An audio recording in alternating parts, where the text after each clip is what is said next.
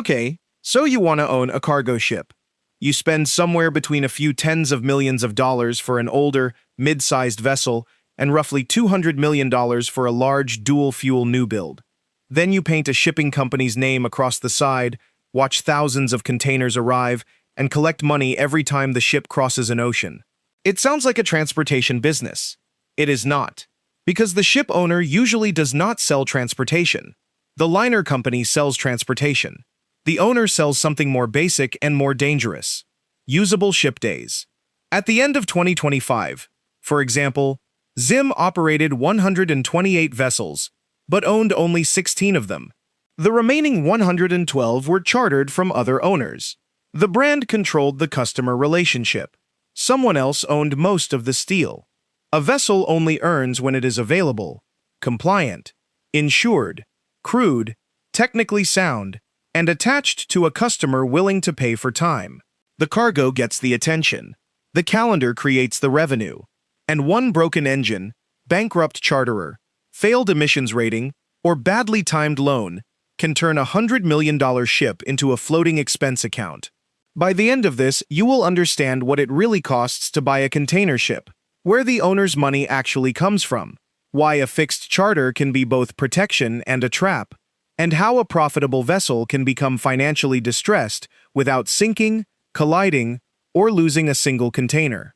The hidden economics are not about moving boxes.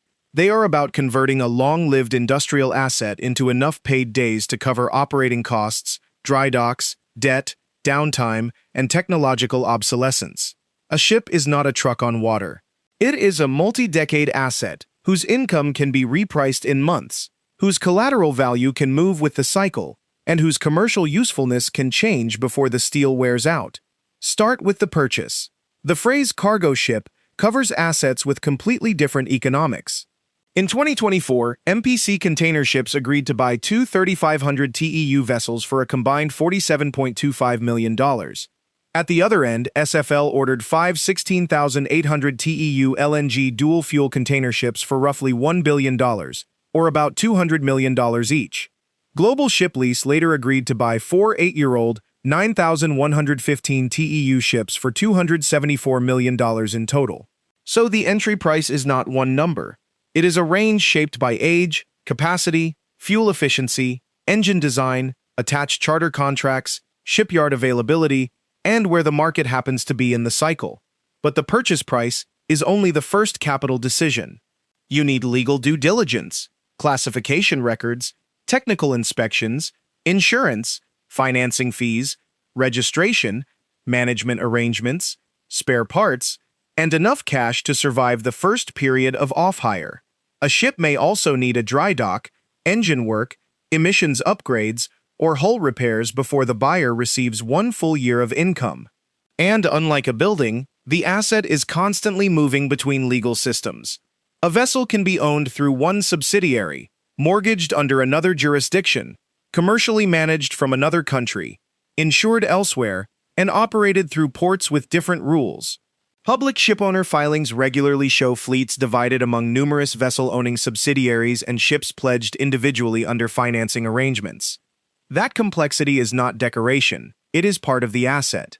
Now ask the important question: where does the money actually come from? Not from the cargo.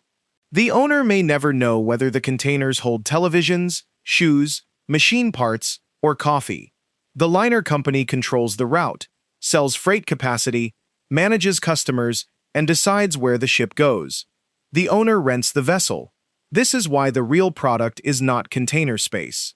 It is reliable access to a ship for a defined period. Under a time charter, the owner normally provides the vessel, crew, maintenance, lubricating oil, and insurance. The charterer pays a fixed daily rate and generally handles voyage expenses, such as fuel and port costs. The owner is paid for time, but only while the ship meets the contract's conditions.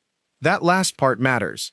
A rate of $30,000 per day sounds like $10.95 million a year, but the contract does not pay for every square on the calendar automatically.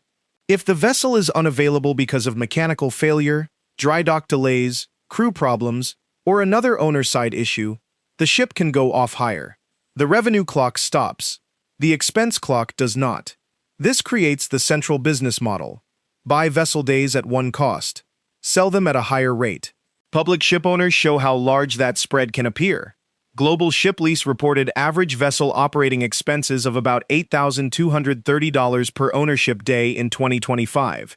Its revenue comes mainly from fixed-rate time charters, and rates prevailing for some relevant vessels were around $41,000 per day in early 2025. That gap looks enormous, but it is not profit. Between charter revenue and the owner sit commissions, management, insurance, administration, dry dock reserves, interest, principal repayments, depreciation, upgrades, and off-hire. The daily operating cost keeps the ship alive. It does not pay for the ship. And there is another layer. Some owners begin locking in their economics before the vessel is even delivered. SFL's 5 large dual-fuel ships cost about $1 billion, but the company simultaneously secured minimum 10-year charters expected to add roughly $1.2 billion to contracted revenue. That is not simply a bet on tomorrow's spot market. It is financial engineering around future vessel days. The shipyard builds the asset. The bank helps finance it. The charterer promises demand. The owner sits in the middle and earns the spread, provided every party performs. This business is controlled by 4 numbers. The daily charter rate, the daily cash operating cost, the number of paid days, and the capital structure beneath the ship. The first 3 determine whether the vessel produces operating cash. The fourth determines who keeps it. Consider a hypothetical 5,000 TEU container ship purchased for $60 million. You contribute $24 million and borrow $36 million. The vessel enters a 3-year time charter at $28,000 per day. At 350 paid days, annual charter revenue is $9.8 million. Now subtract vessel operating costs of $8,000 per day across the full year, or about $2.9 million. Add $900,000 for management, insurance, commissions, and administration. Set aside $1 million a year for dry dock and major maintenance. Interest at 6.5% on the original debt is about $2.34 million in the first year. You are left with roughly $2.7 million before principal repayment, tax, depreciation, and unexpected repairs. The ship appears profitable, but the return is not being created by the steel alone. It is being created by charter coverage, uptime, and leverage behaving exactly as planned. Now remove 60 paid days because of a major engine problem and a delayed repair. Revenue falls by $1.68 million. Operating costs, management, insurance, and debt do not fall by the same amount. The owner does not merely lose 60 days of revenue. The owner loses 60 days of contribution toward nearly a full year of fixed obligations. That is why the most valuable feature of a ship is not maximum speed, it is paid availability. Failure 1 is market timing. A long charter protects the owner when rates fall, but traps the owner when rates rise. A short charter gives access to the market, but also exposes the ship to the market exactly when the owner may need refinancing. The ship is a long-duration asset.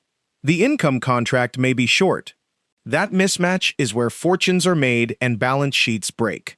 Failure 2 is counterparty risk. A signed charter is not the same as guaranteed money.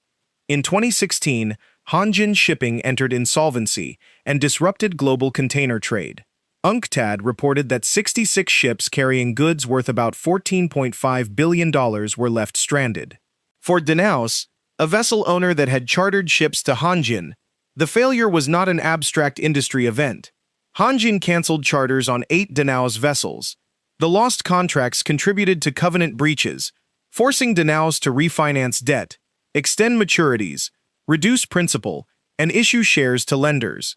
The ship still floated. The contracts disappeared. Failure 3 is collateral risk. A bank lends against both cash flow and asset value. If charter rates collapse, second-hand ship prices can fall with them. The vessel may still be operating, but the bank's security is now worth less. That can trigger pressure to repay debt, add collateral, restrict dividends, or sell the asset in the worst part of the cycle. One ship, one company structures can help isolate legal liabilities across a fleet. They do not isolate economics. If 10 vessels were bought near the top of the market with similar debt, and their charters expire together, 10 separate companies can still experience the same crisis at the same time. Failure 4 is technical downtime. Global Ship Lease states that each vessel is generally subject to dry dock approximately every 5 years. The owner knows these visits are coming, but not every defect that will be discovered once the hull is inspected and the ship is removed from service. A dry dock is not only a repair bill, it is a period when a revenue-producing asset becomes a cost-producing asset. Failure 5 is regulatory obsolescence. Ships are now judged not only by whether they can move cargo safely, but by how efficiently and cleanly they do it. IMO requirements for the Energy Efficiency Existing Ship Index and Annual Carbon Intensity Indicator ratings have applied since 2023. In Europe, the EU emissions trading system began covering large ships in 2024, with surrender obligations phased from 40% for 2024 emissions to 70% for 2025 and 100% for 2026. Fuel EU Maritime has applied since 2025 and requires progressive reductions in the greenhouse gas intensity of energy used on board. The global picture is less certain. The IMO approved draft text for a worldwide fuel standard and emissions pricing framework in 2025. But formal adoption was adjourned for a year, and technical discussions continued in 2026. For an owner ordering a ship today, uncertainty is itself a cost.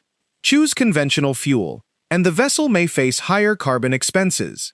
Choose LNG, and future rules may treat its life cycle emissions less generously than expected. Choose methanol or ammonia capability, and you may pay more for machinery before the required fuel supply is available across the routes you need.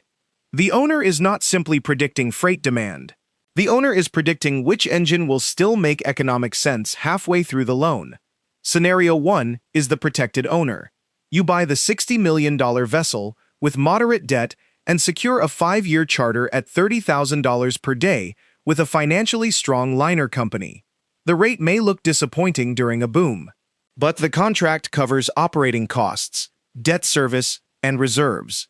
You sacrifice upside. You buy survival. Scenario 2 is the exposed owner. You buy the same ship with heavier debt and accept a 1-year charter at $40,000 per day because the market is strong. During that year, the cash flow looks exceptional. Then the charter expires. The market rate falls to $16,000 per day. The ship needs a dry dock, and the bank wants the loan reduced because vessel values have weakened. The owner did not misunderstand the ship. The owner misunderstood time. That is the actual economics of owning a cargo ship. The obvious business is moving containers. The real business is purchasing a long-lived asset, financing it, keeping it compliant and available, and selling enough paid days at a rate higher than the full cost of ownership. The containers create the purpose. The charter creates the revenue. But uptime, debt, counterparty quality, dry dock timing, and environmental rules decide who keeps the money. A ship can be full of cargo and still be a bad investment. It can be operational and still violate a loan covenant. It can be technically sound and still become commercially obsolete. Because you did not buy transportation.